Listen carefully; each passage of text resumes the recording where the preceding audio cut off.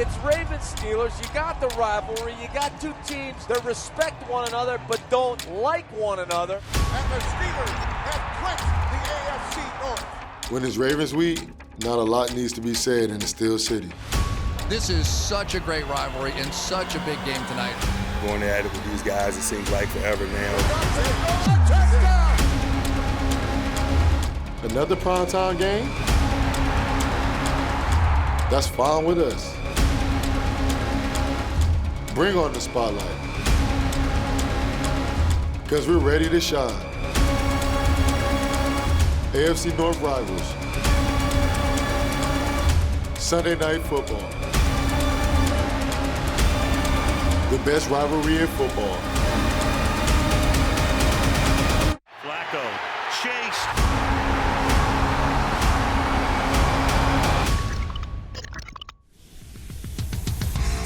Tonight on the Mike Tomlin Show, Coach explains why he's concerned with the current state of the NFL from a fan perspective. Terrell Suggs and the Ravens visit Heinz Field tomorrow night. Find out what we can expect from our AFC North foe. And see highlights from last night's Hall of Honor induction ceremony that took place at Heinz Field. All of that and much more. The Mike Tomlin Show starts right now. Here we go. This pass is caught, and that's a touchdown. That's the way to work. Come on. He's hit that sack. The Steelers win the football game. Let's go. Come get it. You know what it is. This one is in the history books. Here we go. The Mike Tomlin Show is presented by 84 Lumber. Hello and welcome to a brand new edition of the Mike Tomlin Show. I'm Missy Matthews. No matter how noisy off-the-field issues can get for a team, nothing calms rough seas like getting a win. Last week on this show, Mike Tomlin expressed how important it was for the Steelers to come home victorious from Tampa. Well, mission accomplished. Ben Roethlisberger's performance garnered AFC Offensive Player of the Week honors, and the Steelers' defense wasn't too shabby either. 4 takeaways, one of those being a pick 6 and 3 sacks, kept Pittsburgh in the game against one of the best offenses in the league. Bob Pompiani is with Coach Tomlin to put a bow on the team's first win of the season. Bob? All right, Missy, thanks very much. A much-needed win for the Pittsburgh Steelers, 30-27 on Monday night, and that first half was something. You guys came out and sent a little bit of a message, and I can't think of any bigger play that identified that message than Vance McDonald and that stiff arm. That didn't surprise me. Man, Vance is a big athletic guy and a problem for safeties, and that's what tight ends like him provide us and others. They're a physical matchup for safeties, and oftentimes they're really athletic in terms of the linebacker matchup, and he's one of those unique guys and delivered a big play for us. And I thought that play got us going. It put us back in the game. It pushed us through some of that initial adversity of coming into the circumstance, and then we were on from there. This is the first time in Ben Roethlisberger's career that he started the season with 3 straight 300-yard games, and that first half was pretty impressive, spreading the ball around. I thought the 2-minute drive before halftime, after they had kicked a field goal, was significant, the way it happened, and it seemed to really take any starch they had away from them. You know, again, it didn't surprise me that we were able to move the ball. We worked that situation a lot, but to get 7 was really significant. You felt comfortable, at least from a time standpoint, that if you move the ball fluidly, you would be within field goal range. But to get 7 was really significant on the pass to Ryan Switzer, and to put 7 points on the board in response to that field goal was incredible. The other thing that was clearly needed was a good defensive performance as far as takeaways. We saw it happen in the first game of the year when you turned the ball over as many times as you did, 6 times. When you win that battle, typically the results follow. How encouraged were you by some of the things that happened defensively? You know, I was really excited about how opportunistic we were. But, you know, we got turnovers, but boy, we were challenging throws and catches. I think we maybe had 8 or 9 pass defenses on the game. So he threw 50 passes. He did throw for a lot of yards, but 20 of them were incomplete. We were challenging throws. We were in the places we needed to be, and I think you create your opportunistic outcome when you do those things. Your cornerbacks have taken some heat early in the season, and again, when you're a cornerback, it's tough to play defense. People come after you. You can't do a lot of things without a penalty flag, it seems. But Artie Burns had a big game, forced a turnover as well. he's kind of been up and down. How's he progressed in your mind? You know, he's played hard. He's got to play more consistent. We got to present more of a challenge in some one-on-one situations than he has at times, and really a lot of them. We've played a lot of young guys at the cornerback position. He's played a lot. Cody Sensabaugh's played a lot. Cam Sutton's played a lot. They've all had their moments, but none of them have really distinguished themselves on a consistent basis to quell the rotation. So we'll keep playing them. They're all deserving. They're all hard-working and detailed guys. We just got to get more playmaking out of the group or individuals within the group, and we'll settle in. Always good to have Joe Hayden back, as he was this week. No doubt. Veteran presence back there, and he'll be called upon again this week. It's the Baltimore Ravens coming up, and when we return with Coach Mike Tomlin, we'll talk about AFC North football at home against a team that everybody knows how physical this game can be. We'll do that in a little bit. Missy, back to you. It's going to be a big night for a lot of reasons, Bob. This year's inductees into the Steelers Hall of Honor will be celebrated at halftime, and we have highlights from last night's formal induction later on in this show. Coming up right after the break, Super Bowl 43 MVP Santonio Holmes returns to the spot that made him a Steelers legend. This is one of the most famous moments in Super Bowl history right here in this spot. Roethlisberger made that throw.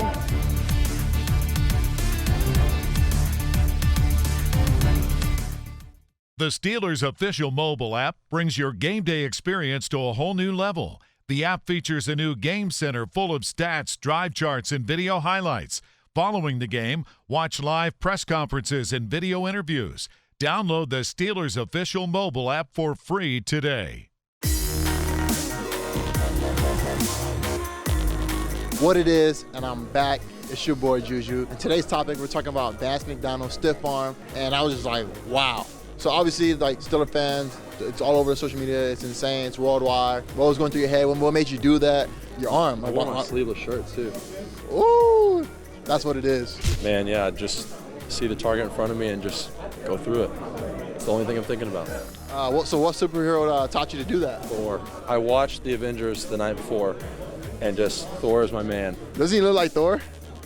I try my best. Hey, Chris, I really do. Just try to be like you, bud. There you go, Chris, man. McDonald, man, I appreciate it. Let me get some of that Thor action. Hopefully next game I'm able to stiff arm people too. But thank you. And we are out. Stiff arm.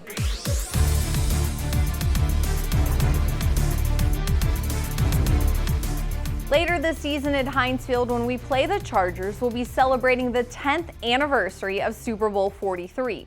It was Raymond James Stadium, the home of the Tampa Bay Buccaneers, that played host to the game that would become the Steelers' 6th championship. Fast forward 10 years and the Steelers were back in Tampa, but this time with very different stakes. The national stage on Monday Night Football provided the matchup of a team on the ropes looking for their first win, pitted against an electrifying squad riding a 2-game win streak. Our cameras were there to catch the field-level view of all of the action, so check it out. In Tampa, Florida at Raymond James Stadium.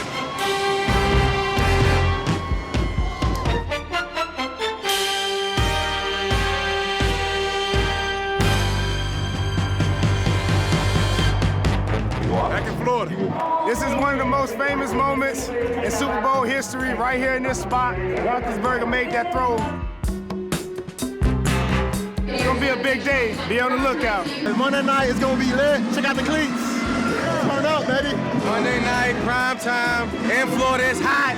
Steelers football all day. Let's go. This is a very important game. The Monday night lights are on, and the Steelers do generally respond to that. Let's go. Go. The Steelers trailing 7-0. He's back. Fires it to an open man, and running up the field is Vance McDonald. Vance McDonald runs over a man. He's at the 40, the 35, the 30, the 25, the 20, the 15, 10. Touchdown, Vance McDonald. And Vance just stiff arms him, throws him out of the way like, get out of here, kid. And boy, he was off to the races. Vance McDonald. You kidding me? Wow. And the well-traveling Steeler Nation loves it. What a stiff arm. What did you think of Vance's stiff arm? Man, I liked it that. I had to flex in the end zone with him. Grown man move. Fitzpatrick, shallow cross. Godwin. Ball comes out. And the Steelers have it. Good play by Artie Burns. Little quick pop to the right flat. Outrunning a man inside the 15, the 20, the 10 is Antonio Brown, and that's a 28-yard touchdown. The pass is batted and intercepted. Batted into the air at the 6-yard line by Bostic. On the back end to pull it in is Mike Hilton. My goodness, has he been around the ball. Oh, Mike Hilton's doing a great job. Got to be opportunistic. He's going to be sacked. Anthony Chickalo. John Bostic sacked by Bud Dupree. Intercepted again. Edmonds, the rookie, on the return. Edmonds with his first career interception. We got a touchdown over. We got field position. Pitts from his own end zone. Intercepted inside the 10. Bud Dupree. Pick 6. My, oh my, have the Steelers seized control of this one. Switzer. Touchdown. A big win for the Pittsburgh Steelers. Great job, man. All the best to you guys. There's plenty more coming up on the Mike Tomlin Show. Up next, the Steelers host the 2-1 Baltimore Ravens for Sunday Night Football. Coach discusses Joe Flacco, Terrell Suggs, and more. Don't go anywhere. Heinz Field, baby. Let's go. This fall, we're hosting a few get-togethers at Heinz Field. Touchdown, Antonio Brown. How did he do that? Here's a big rush, and that is Cam Hayward with yet another. Come on by and join 68,000 of your closest friends. Touchdown, Juju Smith-Schuster. The Steelers win the football game. And what a game. For ticket information, visit Steelers.com.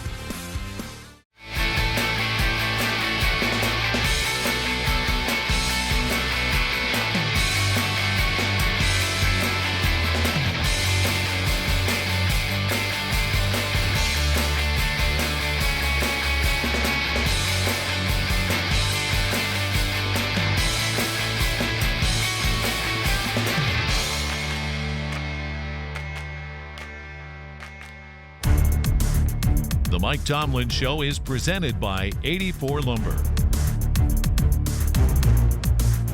Like a car on the lift at a shop, so was the Baltimore Ravens offense this past offseason. Ravens general manager Ozzie Newsome essentially installed a new engine by enlisting an entirely new wide receiver group. They cleaned house and brought in proven veteran wideouts along with drafting a set of new tight ends. The message was clear. A productive offense is priority number one. So far, the overhaul is producing. Joe Flacco is clicking on all cylinders and delivering to all of his new weapons. And if all of that new horsepower wasn't enough, first-round draft pick Lamar Jackson demands the attention of any defense when he's on the field. To break it all down, let's head back over to Bob and Coach. All right, Missy, thanks. It's always great when you talk about Pittsburgh and Baltimore, two teams that have been really battling throughout the years trying to win this division, and it seems like it's one or the other. And you guys have had a lot of success against this team, and they've had some moments against you. I want to talk about one thing that goes unnoticed, I think, Mike, is their offense has put up red zone numbers better than any team in the NFL. I think they're 12 for 12 in the red zone, whether that's by run or whether that's by pass. Why have they been so successful? You know, I think people are trying to discover who they are. You know, at the initial part of the year, there are some unknowns when you don't have a lot of tape out there and you have significant new contributors the way that they do. They really revamped their receiving core with Willie Snead and John Brown and Crabtree. They've all played and had quality careers in other cities, so it's not surprising from a football standpoint at least that they know what to do. The cohesion and rapport things that you get in terms of working with a quarterback like Flacco over an extended period of time, I'm sure they're still developing.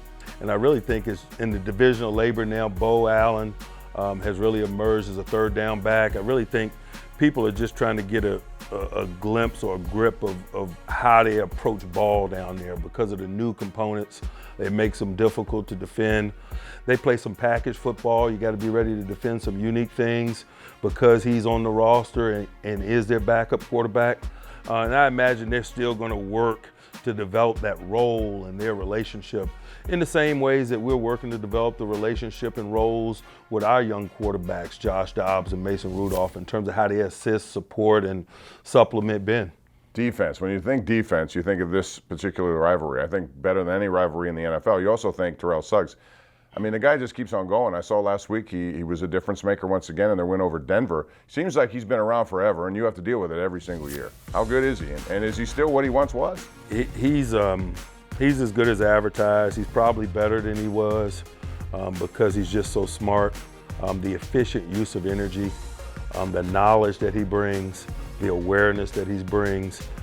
We're probably more familiar with it than others because we've suffered the consequences of it. I remember in Hines a number of years ago, he jumped up and picked off a wide receiver screen. That's the type of things that he's capable of. We're probably more aware of that than most. This past week, once again, a lot of flags, and I want you to get your take on that, but also this roughing the passer. You have a game coming up with this team, which is a physical game. Do you at all worry that maybe that component may be affected a little bit by the roughing the passer rule? You know, I'll address it on two fronts. First of all, I think that we can play cleaner, and we got to own that. Monday night was an emotional game, a big game. Guys were playing it really hard, and I think we're capable of playing smarter.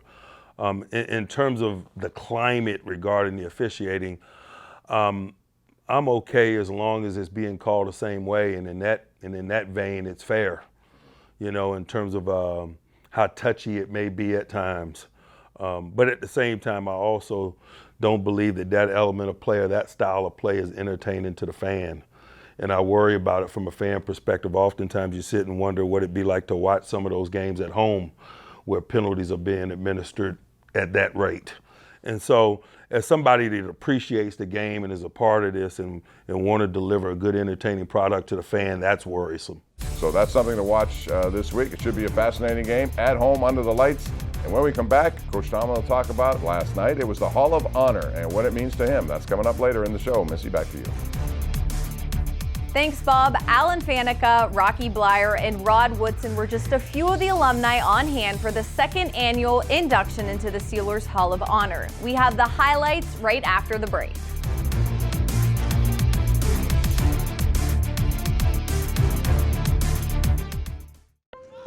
The league considers rule changes annually. We want to keep the game competitively fair, and we just want to make the game as safe as we can make it. Recently, we expanded the horse collar tackle rule to not only include inside the collar, but outside the collar. Guys were being injured, so we expanded that rule. You talk to the players about why the rule is being changed, but then you also talk to your coaches about how it might change our instruction. You know, the game is evolving, and it's evolving for the better. Well, it was Christmas, and it was a playoff type of game.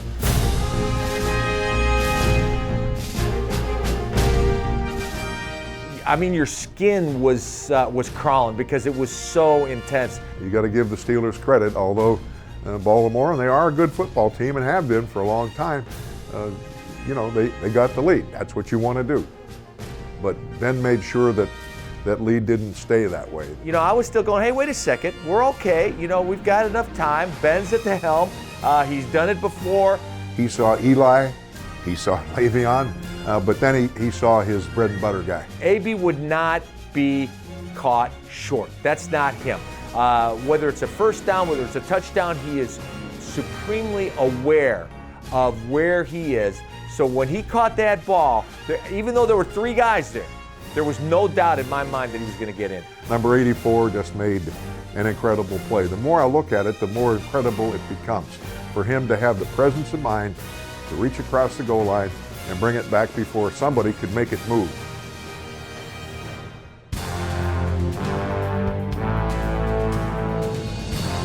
The Steelers Hall of Honor recognizes former players, coaches, and front office personnel who were integral in creating and sustaining the franchise's success dating back to when the team was founded in 1933.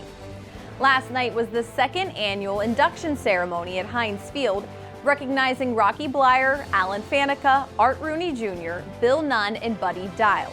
It was a Steelers star-studded event. Rod Woodson and Merrill Hodge were just some of the alumni in attendance. Last year, Rod Woodson, who was inducted last year, couldn't make it. So Rod is here with us this weekend. Seeing all the guys that came before me, and guys all won all the Super Bowls, to be inducted the same year that they got in, the first initial class, it's pretty amazing. I want to congratulate Buddy Dial, and his son David is here representing the Dial family. My father loved Pittsburgh, its fans, and most of all, the Rooney family.